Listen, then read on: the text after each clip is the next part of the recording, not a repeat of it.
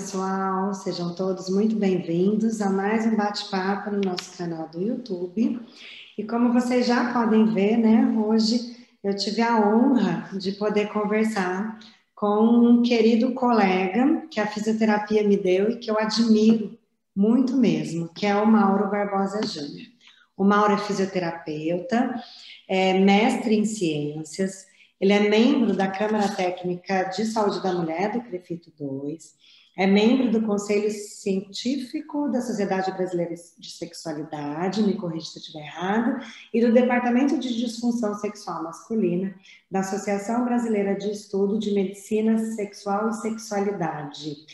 Além disso, o Mauro ministra vários cursos pelo Brasil todo, assim como palestras em congressos nacionais e internacionais.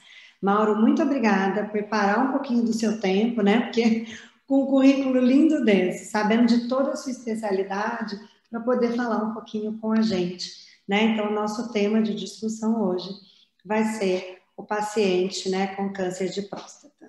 Muito obrigada, viu? Agradeço, viu, Ju? Acho que não tem como a gente não fazer uma grande força o quanto puder para poder estar junto, assim, nem que seja virtualmente, né? Que acho que essa admiração que você falou aí, acho que a gente já se falou isso já alguma vez, e é bem mútua, tem uma admiração de trabalho também muito grande, a gente poder estar junto, mesmo que virtualmente, eu acho que é muito grandioso, assim, né? Poder discutir minimamente sobre assuntos que a gente está na lida diária e que a gente sabe quando a gente conversa, a gente sempre encontra coisas novas. De uma simples conversa de minutos, coisas novas surgem. Assim. Então, o esforço é sempre possível de ser feito para poder ter esses momentos bacanas. Assim. Muito obrigado pelo convite, viu? Imagina. Mas, Mauro, vamos começar conversando, né, sobre o papel da fisioterapia, né? De fato, a gente tem na fisioterapia a especialidade em oncologia, a especialidade em saúde da mulher, mas a gente não tem a especialidade em saúde do homem, né? E isso eu acho que é uma preocupação de quem trabalha com a área. Não sei se você tem alguma opinião, né, relacionada a isso e gostaria de falar alguma coisa. Isso é interessante, Ju, porque a gente está num processo agora de bastante crescimento da área da fisioterapia pélvica especificamente, né? E ela está tomando um corpo que é um corpo para além do corpo da uroginecologia, né? Porque quando era uroginecologia, ele super cabia na saúde da mulher, né? Agora, quando começa a tomar um outro corpo, aonde introduz outras questões que não são relativas mais somente às mulheres, como o caso de saúde do homem e até mesmo saúde da criança, a gente começa a ficar um pouco sem saber por onde eu me apoio, né? Em que base eu vou me sustentar para poder seguir a nível de estudo mesmo, inclusive, né? Então, por hora, nós não temos nenhuma formação no sentido de especialização em saúde do homem, especificamente. Se eu não me engano, somente na Santa Casa de Misericórdia de São Paulo, que o curso lá é em saúde do homem e saúde da Ah, mulher, verdade, né? eu dei aula lá e é verdade. Isso, eu dou É aula lá bem também. interessante isso, né, Isso, eu Mauro? dou aula lá também. Então, se eu não me engano, é a única pós que traz esse olhar mais mesclado e saindo um pouco da questão exclusivamente pélvica, né? Ela fala de um pouco mais abrangente, mas que o foco tem uma questão um pouco pélvica, mas ele traz uma coisa um pouco mais integral sobre saúde do homem e saúde da mulher, trazendo para as perspectivas mais de disfunções pélvicas de forma geral.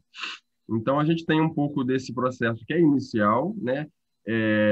A nossa atuação, assim como na uroginecologia, começou com os estudos de Kegel na década de 60, a gente também está muito recente com estudos exclusivos para incontinência urinária.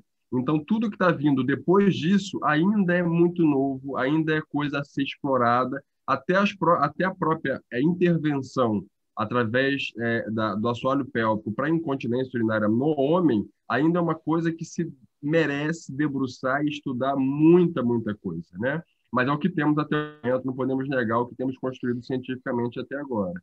Mas, por hora, ainda é o que a gente tem.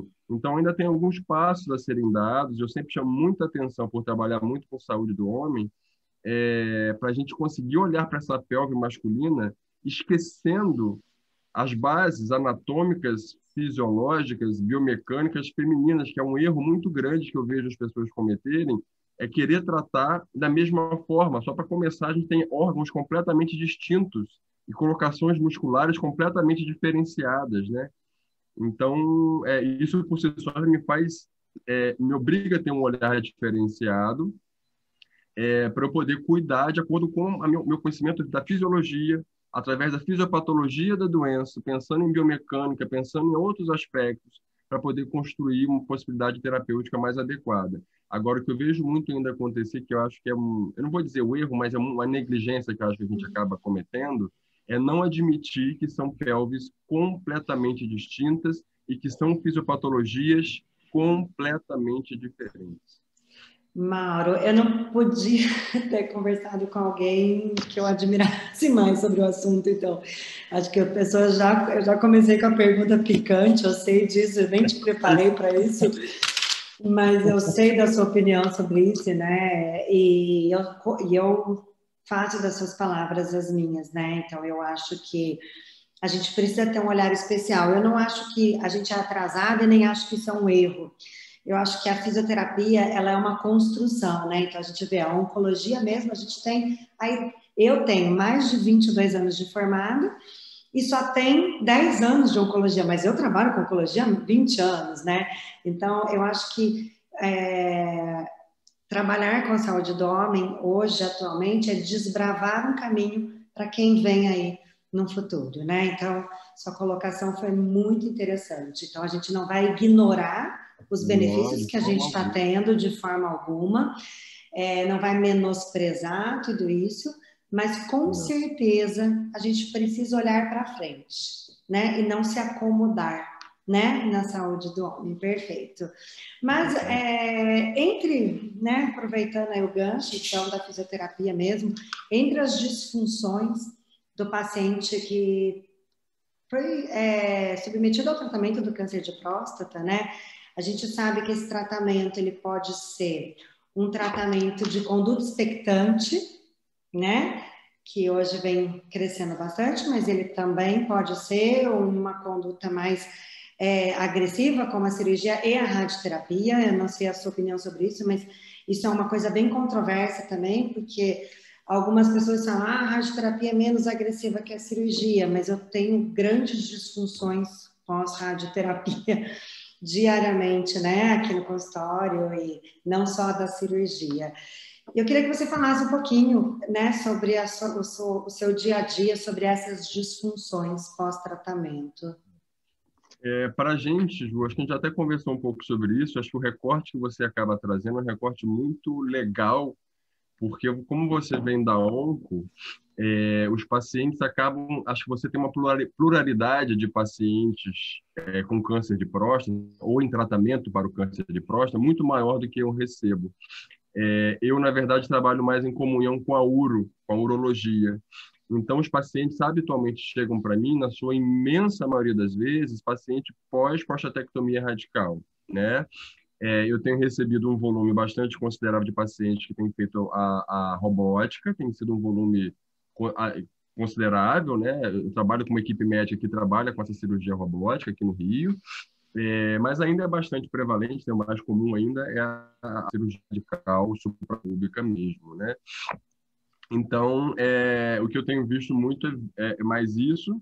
Nos casos de tratamentos adjuvantes, para mim, tem vindo os pacientes da rádio, tem vindo paciente também que vem fazer bloqueio hormonal, faz hormonoterapia, mas normalmente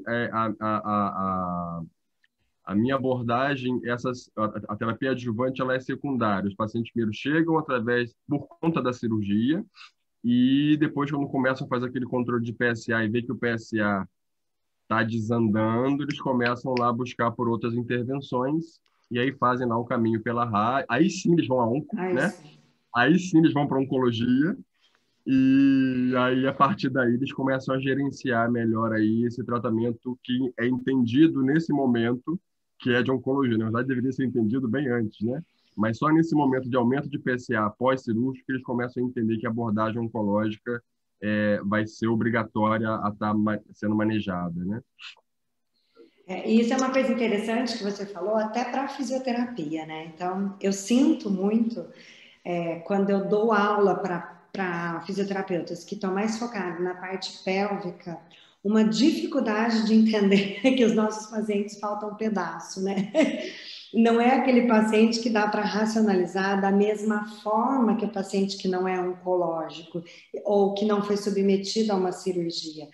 Ou mesmo que não foi, Mauro, e tem a compressão pelo tumor, né? Isso tem todo um esquema. Então, eu acho que isso é uma coisa que também casa muito bem.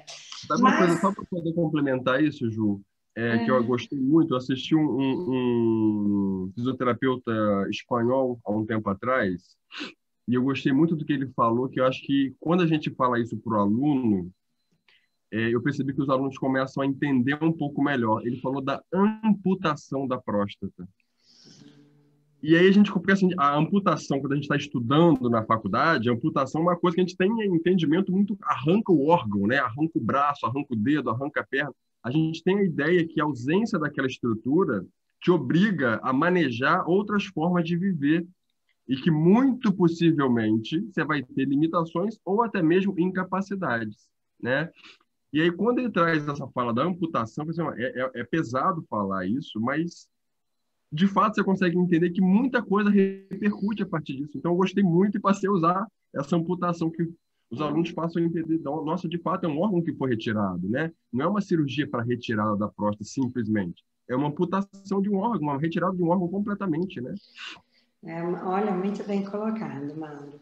E das disfunções, a gente sabe, né? A gente até teve aqui no canal uma conversa com o Alberto sobre disfunção sexual.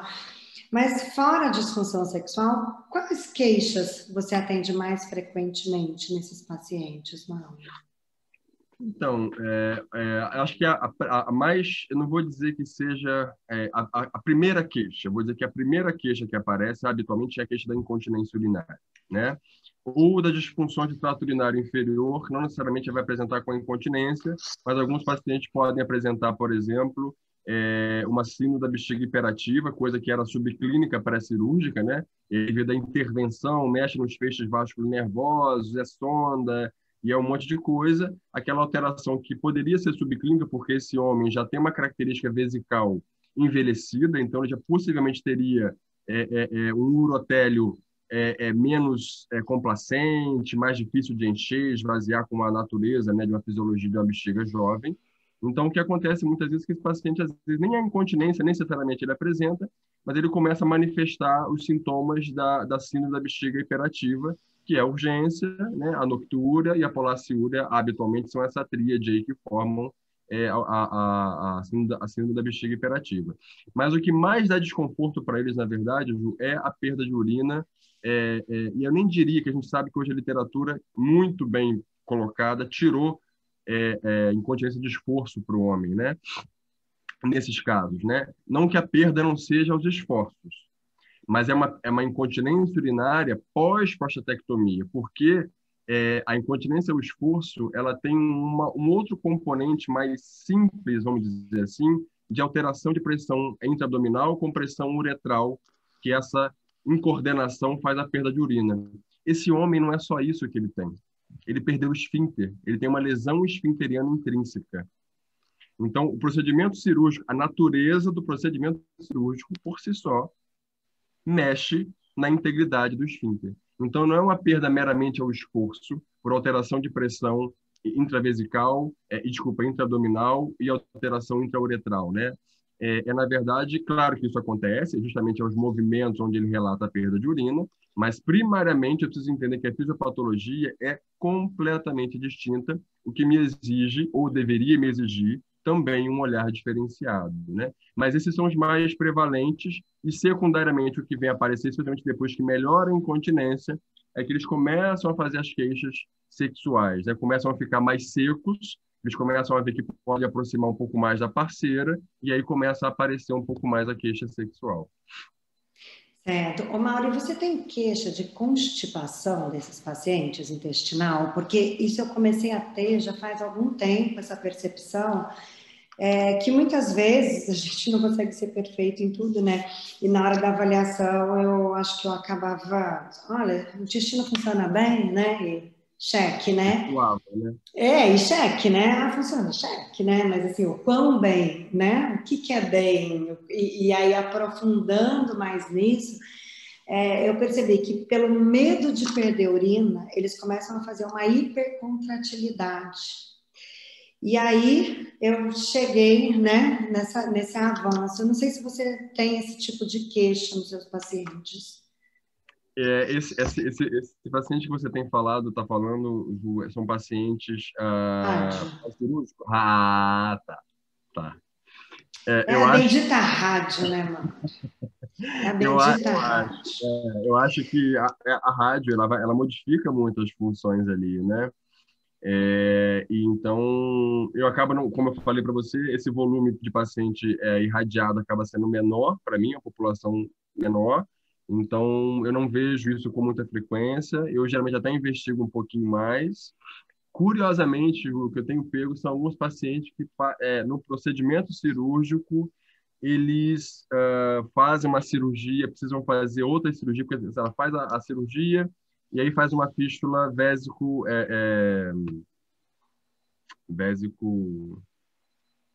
não é vésico retal, mas fugiu o nome É. agora. Mas enfim, uma fístulazinha entre intestino e bexiga. Pronto, esqueci o nome, perdi o nome agora. É, e por conta disso precisa fazer um acesso perineal para poder fazer a sutura daquela fístula. Então, o que eu vejo de complicações intestinais são mais pacientes que têm que fazer uma segunda cirurgia corretiva e por via perineal. Habitualmente é o que eu vejo mais na prática, né? Agora, e geralmente o que eles cursam um pouco mais é com incontinência fecal, já não é a constipação. Já não é constipação, né? Tá. E quanto aos tratamentos, Mauro? Então, lógico, a gente está aqui no canal da Eletri-Onco, né? A gente é apaixonado por eletroterapia, isso é de verdade, não tem como. Mas a gente também não usa só a eletroterapia, né?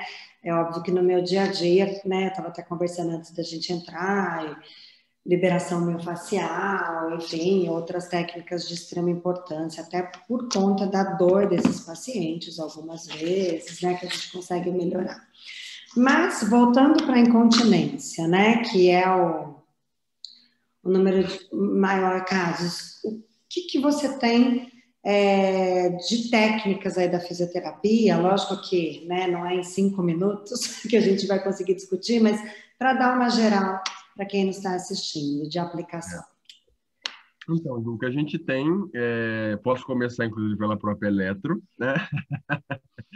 A gente tem trabalhos da eletro que são super interessantes. A eletroterapia, nesses casos, né, a gente tem duas possibilidades de trabalho. Falando com toda a minha limitação de conhecimento da eletroterapia, você pode falar isso muito melhor. Não. Mas a gente trabalha em duas linhas.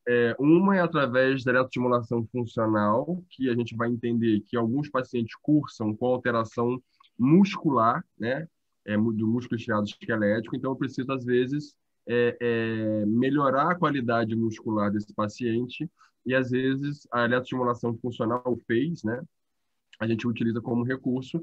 Particularmente, eu gosto muito do FACE, muito porque é uma característica, lembra que no início eu logo falei que a característica do assoalho pélvico masculino é distinto da mulher. Então, é muito raro que os homens apresentem labilidade muscular, fraqueza muscular, hipotônico. Isso é uma coisa muito, muito raro de acontecer. Acontece, mas é raro. Por conta disso, eu já entendo que esse homem tem uma capacidade contrátil muito melhor. Pode ser incoordenado? Pode. Mas ele tem uma capacidade contrátil mais efetiva. Eu preciso, na verdade, trabalhar essa qualidade contrátil dele. Então, eu gosto muito mais do FACE como um recurso proprioceptivo, no sentido de time, né? Quando contrai, quando relaxa, e ele mesmo que dá o comando da fibra, a intensidade que o próprio paciente gera de contração vai seletivar fibras fásicas ou fibras tônicas. Então, eu gosto um pouco de trabalhar com um pouco mais de autonomia do paciente na perspectiva do FACE, uma vez que a qualidade muscular desse paciente habitualmente não é ruim. Então, eu não entrego o paciente ao FACE. Eu gosto de usar o FACE de uma forma um pouco mais pedagógica, vamos dizer assim, né? Ajudando o paciente a entender esses processos. Um segundo momento que a gente utiliza é para fazer a correção, né? A modulação, quando existe a síndrome da hiperatividade vesical, então ele vai atuar melhorando aquelas funções ali, que tem um excesso de estímulo parasimpático, aquelas contrações vesicais não inibidas. Então, a gente vai trabalhar para fazer inibição, para poder fazer essa bexiga ter um pouco mais de tranquilidade para trabalhar um pouco. A gente vai cursar aí com o trabalho da cinesioterapia do assoalho pélvico, propriamente dita, que é o que tem bastante na literatura, né? Eu até acho que essa riqueza na literatura, falo riqueza no sentido de quantidade, vem muito porque é o que a gente aprendeu da urogineco, né? O que a gente aprendeu aí de trabalhar exercícios de Kegel, vamos dizer assim, a gente aprimorou isso tecnicamente, transformou isso em cinesioterapia, em exercícios terapêuticos do assoalho pélvico, né? Então, a gente tem essa outra possibilidade que sempre me soa, confesso, Ju, que apesar de fazer, porque a literatura nos coloca nesse lugar de ter essa base, mas eu sempre faço com uma certa reflexão, porque esses pacientes têm uma capacidade de contrato que já era boa. E aí eu vou trabalhar essa musculatura, sendo que o problema dele, na verdade, não é no esfíncter, não é no rábio do esfíncter, é no esfíncter liso. E aí é uma coisa que eu confesso que eu trabalho sempre tentando buscar outras alternativas. E hoje em dia, Ju, o que eu comecei a fazer é associar a cinesioterapia do assoalho pélvico com mobilizações faciais que incrementam a contração e, eu entendo, por fáscia, mobilizar aquela fibrose lá da sutura vésico-ureteral de alguma forma também ter tido resultados bastante interessantes, Ju. Eu gosto bastante de liberação miofascial para esses pacientes também. Eu acho que, independente da técnica, né? Assim como tudo tem vários nomes aí, várias técnicas, se a gente for pensar no conceito da face e nessa liberação, a gente tem uma resposta... Incrível.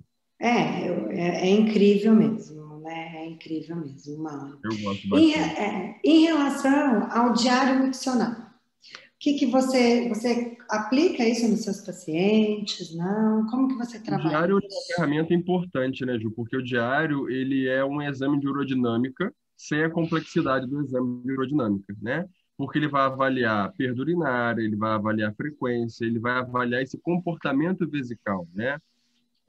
Então, o diário miccional ele é uma ferramenta de simples aplicação, porém simples aplicação no sentido de não tem muita tecnologia para ser aplicada, mas a compreensão pelo paciente pode ser complicada. Eu Então, concordo. a gente tem que tentar ver se tudo vai ser possível, né? Existem alguns aplicativos que são mais simples e o preenchimento é mais tranquilo, né? Não tem toda aquela preocupação que o paciente vai ter. Então, alguns aplicativos ajudam um pouco mais nisso, tornam um pouco mais dinâmico e facilitador. Mas, independente da forma, né? Em papel ou em aplicativo, é sempre válido, ao menos a gente lançar a mão e ver se vai ser possível ter uma resposta positiva do paciente, porque a gente sabe que tem alguns fatores cognitivos que atravessam um pouco a aplicação do aparelho. Então, dependendo em qual região que você trabalha, qual o seu público de trabalho, você sabe que você pode ter algumas restrições aí com relação a uma boa utilização do diário, mas ele é uma ferramenta importante porque ele vai dizer para a gente se o paciente tem hipolaciúria, como é que está essa frequência, quantas vezes, se ele tem urgência, em qual momento ele tem urgência. O paciente às vezes não faz ideia das trocas de absorvente e ele vai estar anotado lá, se ele trocou uma, duas, três, quatro, cinco vezes. Então, eu acho que ele quantifica uma coisa que quando a gente faz a anamnese fica num mundo muito subjetivo, sabe? Eu perco urina assim, assim, assado. Mas será que é desse jeito mesmo? E aí, quando a gente vai fazer o diário, a gente vê que, de repente, tem uma Às vezes não é, né? diferente. Você sabe que eu tive um caso de um paciente esse ano, né? Que esse ano a gente entendeu pouco por conta de todo o contexto, mas eu tive um caso de um paciente esse ano, que a hora que ele fez o diário, né? E eu brinco com eles, eu falo assim, não pode enganar. Se não fez, não tem problema. Diz para mim, não fiz, começa de novo. Porque, né, tem aqueles que saem fazendo xizinho, você fala, não, é possível que o senhor fez isso, né? Mas que ele falou assim, a hora que eu comecei a fazer, eu falei, nossa, tá tudo errado. E ele, no segundo dia, ele mesmo já se policiou, né, com algumas coisas, então foi bem interessante esse caso. Eu falei, olha, né, o próprio paciente se enxerga, né, de uma forma que ele não se enxergava. Então, por mais que a gente goste de alta tecnologia, e de fato eu adoro, mas eu acho que a gente não pode esquecer de coisas simples, né, que já são bem evidenciadas e bem fáceis de aplicar. Bom, Mauro, então, para a gente ir caminhando aqui para o final, né? A gente vai conversando, nem vê o tempo passar, é sempre muito bom. Eu queria saber o que você deixa aí de mensagem, então, né, para para quem quer seguir essa área, né? Eu já de antemão oriento as pessoas a te procurarem. Eu aprendi muito com você na saúde do homem, né? E assim como em outras situações também da fisioterapia, eu gostaria que você falasse um pouquinho, né, sobre isso Eu dos acho que alunos. aproveitando, Ju, acho que esse momento que a gente está tendo aqui, eu acho que o que eu tenho visto que tem sido muito interessante é que a própria graduação hoje tá trazendo acadêmicos mais reflexivos, mais questionadores. Eu tenho tido contato de acadêmicos de fisioterapia que já estão em projetos de pesquisa, então já estão com um olhar mais crítico. E aí o que eu chamaria atenção para essa população, né, para esses alunos, que aí eu vou aplicar também aos mesmos alunos de pós-graduação, que eu dou aula de pós-graduação também a nível de Brasil, né, de Belém a Porto Alegre eu estou dando aula. Que eu também tenho visto também uma qualidade, surgir uma qualidade de trabalho de conclusão de curso, né, o TCC, com uma investigação interessante, com questionamentos interessantes. Então, acho que aproveitar esse momento, para quem tem a oportunidade de trabalhos mais reflexivos, que acontecem na graduação, na pós-graduação, e o mestrado e doutorado é a seara mais propícia para isso, mas nem todo mundo, às vezes, consegue chegar de primeira mão, investir num olhar adiante, sabe? Assim, a gente já tem o que a gente já sabe da musculatura do assoalho pélvico, não vou dizer que a gente já exauriu. Acho que tem muita coisa para ser vista. Talvez ver de um outro ângulo, né? Ver por um outro formato. É um trabalho de 96 que ele já trouxe, ele é utilizado porque ele é interessante, ele foi um dos poucos trabalhos na literatura científica que tenta criar uma avaliação exclusiva para o assoalho pélvico masculino. Foi um dos poucos que fez, tá? Porém, ele trouxe a falha de avaliar esfíncter anal externo. Então, o que o esfíncter anal externo influencia na continência urinária masculina? Mas, de qualquer forma, ele quis olhar de forma distinta. Eu já acho Ele isso muito tentou, válido. né, mudar um pouquinho, né? Então, acho que eu chamo a atenção para agora, para quem está chegando na área, para quem já está na área e quer ver isso crescer, né? Às vezes a gente fala assim, mas a gente tem tão pouca coisa, assim, então olha para o próprio umbigo, que tem pouca coisa porque nós não fazemos, né? Então, a gente tem que fazer essa meia-culpa e entender que muita coisa é nossa responsabilidade de construir. Sim, sim, Então, sim. entrar em investigações mais profundas na área, tentar romper paradigmas no sentido de pensar essa pelve masculina de forma diferenciada, como é que ela funciona, entender que a anatomia por si só, o homem tem um órgão externo que é o pênis, a mulher tem o órgão sexual é interno. Então, quando eu mexo em assoalho pélvico feminino, naturalmente eu mexo em vagina, eu mexo no órgão sexual.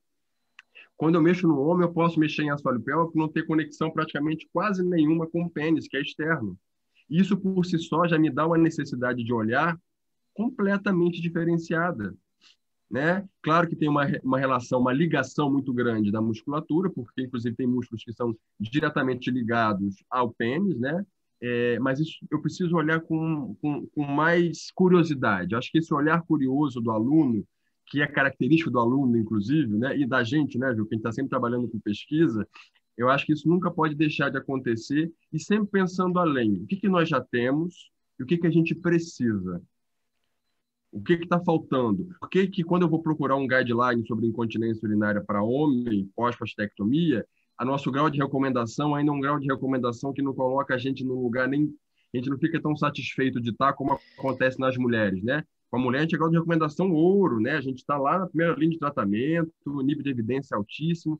Mas o que me faz colocar, no caso do homem, no grau de recomendação B, que não é uma coisa que eu queria estar muito mais qualificado, eu reclamo porque os médicos dizem que, que o meu tratamento eu posso não fazer porque o paciente vai se curar sozinho. O que está faltando para o fisioterapeuta ser convocado? Então, minha sugestão é, responda essa pergunta, ou se não conseguem a resposta, busquem por essa resposta. Como a gente elevar esse nível de evidência da nossa abordagem para a incontinência urinária?